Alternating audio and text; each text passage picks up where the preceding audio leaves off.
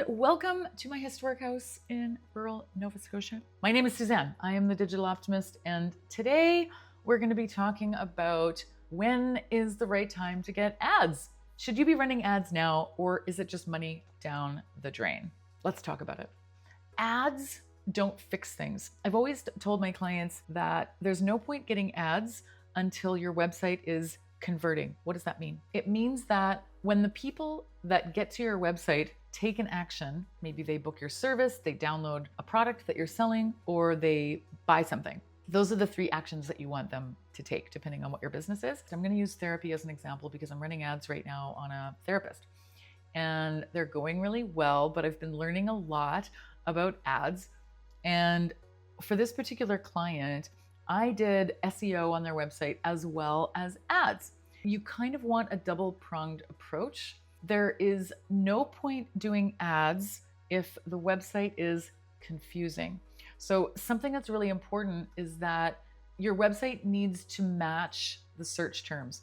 And this gets back to all the stuff we've ever talked about to do with keywords, heading structure, and calls to action. So if you're a therapist and you do couples counseling, and on your couples counseling page it's confusing, then it's going to be jarring for the people. So even if you plan a perfect ad, somebody actually clicks on the ad, the page that they get sent to has to directly align to what they just clicked on. Something that I see a lot of people doing is not matching the images that they use for ads with the images that are on their website. You just want to have consistency everywhere, even if you just do it with one page. So if you were a therapist and you were doing couples counseling, I'm going to stick with that example for this video, you would have your page, and you definitely want to make sure that your H1, your header of the page, is Couples Counseling Portland. And then, you'd have your heading structure.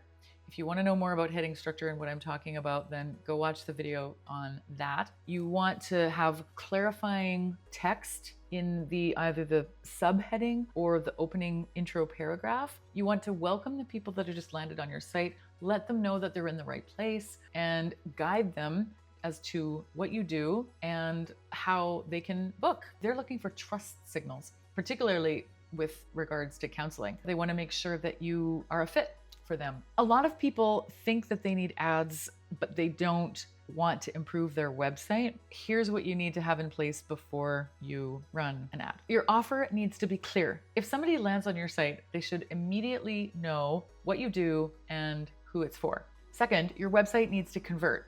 This looks like clear messaging, calls to action, and a logical structure. Third, you need a way to track results. This means setting up analytics properly so that when people do click on the book a consultation button, then that is registered as a conversion. If you can't measure the success of your ads, then you have no way to make changes or optimize the ad.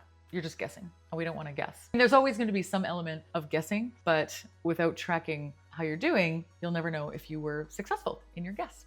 I wanted to dive a little bit deeper into the SEO elements of this because for the most part, the stuff that I do is SEO related. So there's something I forgot to mention, which is cannibalization of pages. Something else that is really important is really keeping focus on one page. So in our couples counseling example, you don't want to have a competing page. So why does this matter for ads? Ads send traffic to your pages. Your pages aren't aligned with search intent, then they won't convert. And then you're just paying money for weak messaging.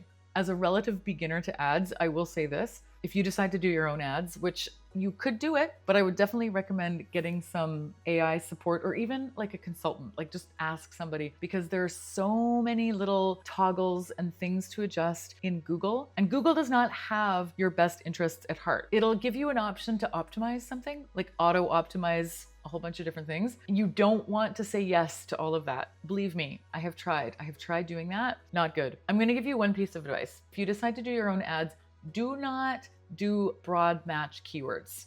Let's just say I used as a keyword couples counseling Portland. I put broad match for the keyword. That means that Google is going to basically show your ad to people if they search for all kinds of other things. Then you have to look at the keywords, see what it's showing your ad to people for. Like maybe they searched addiction counseling, Portland, which is not what you're offering with your couples counseling. You then have to add it as a negative keyword. It's basically high maintenance, but if you choose exact phrase keyword match, then you will just get shown to people who are searching for couples counseling Portland.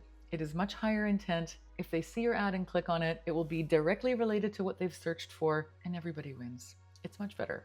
Just stay away from broad match. Get the basics right first, then add ads second. And if you're thinking about ads, take a very close look at your service pages and your website and ask yourself if you are ready. Thanks for watching. I'm Suzanne. Stay optimistic, and we will see you in the next video.